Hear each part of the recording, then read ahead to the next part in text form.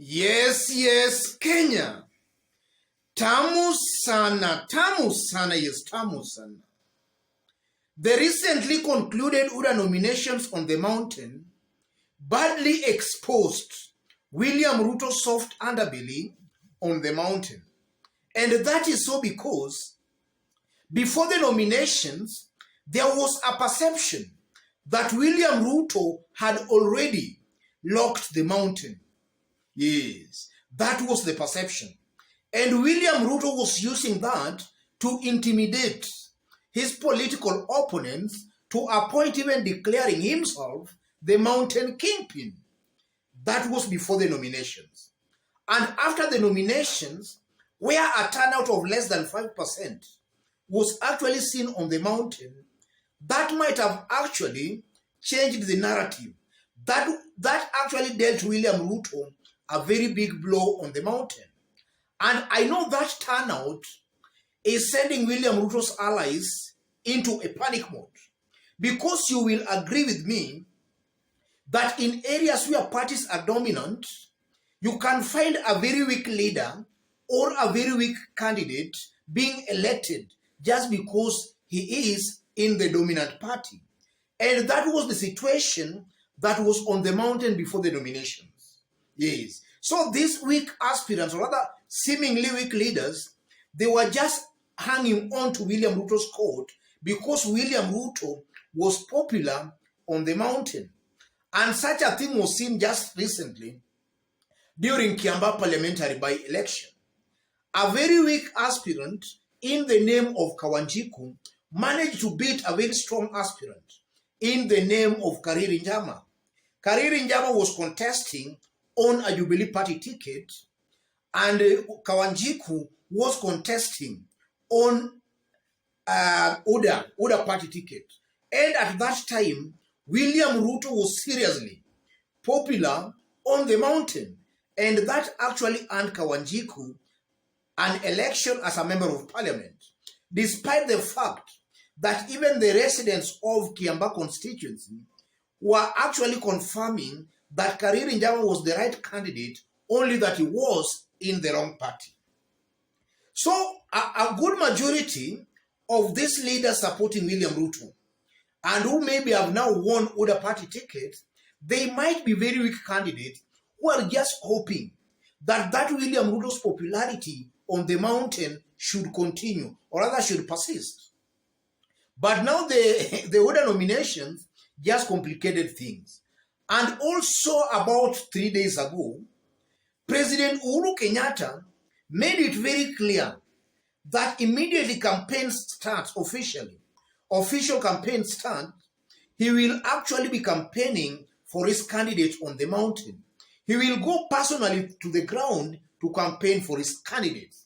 And from where I see it, that is a very bad news for William Ruto's foot soldiers on the mountain, the likes of Rigathi Gachagua, Alice Wahome, Ndindi Nyoro, this Wamuchomba.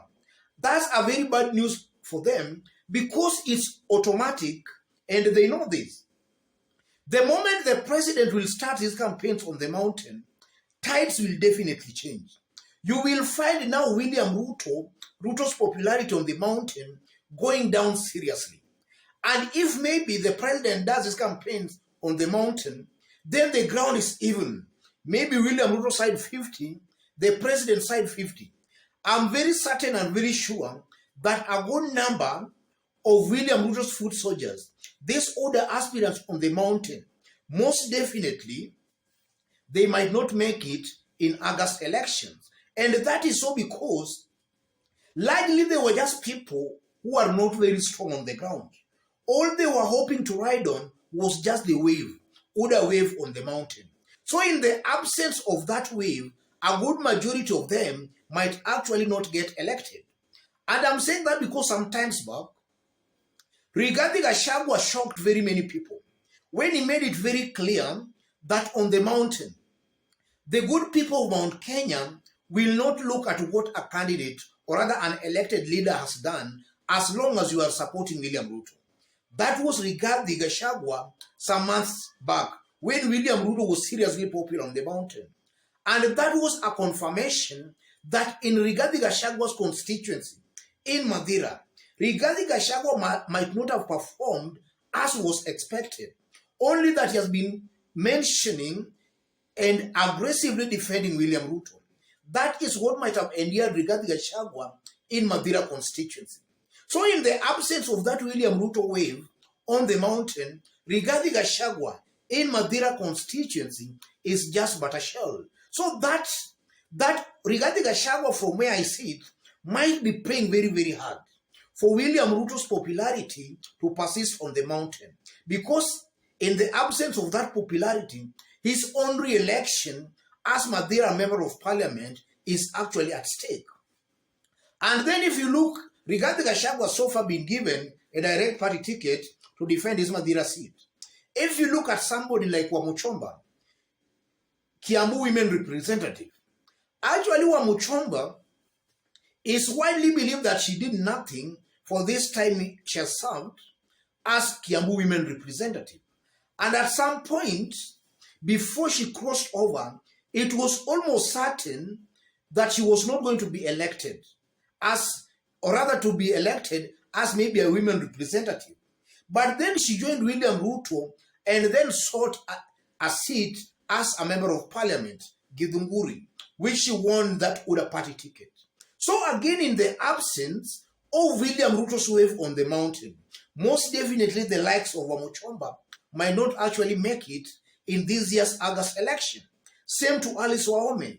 I strongly believe that Alice Wahome might have done completely nothing in Kandara, because all along we have been seeing Alice Wahome just playing populist politics of actually accompanying William Ruto and abusing and attacking Raila Odinga and President Uhuru Kenyatta. And something tells me strongly that if you see a leader very vocal in attacking other leaders, especially in an area that the leader is attacking is seen as very unpopular, that candidate most likely might have not performed on the ground. In fact, in the case of Ndedinyoro, on the ground, I'm made to understand Ndedinyoro might have done some work in Kiharu, but again, that will be put to test come August election. So as Uhuru Kenyatta will be starting his campaigns on the mountain, I know there is a panic mode setting in William Ruto's camp.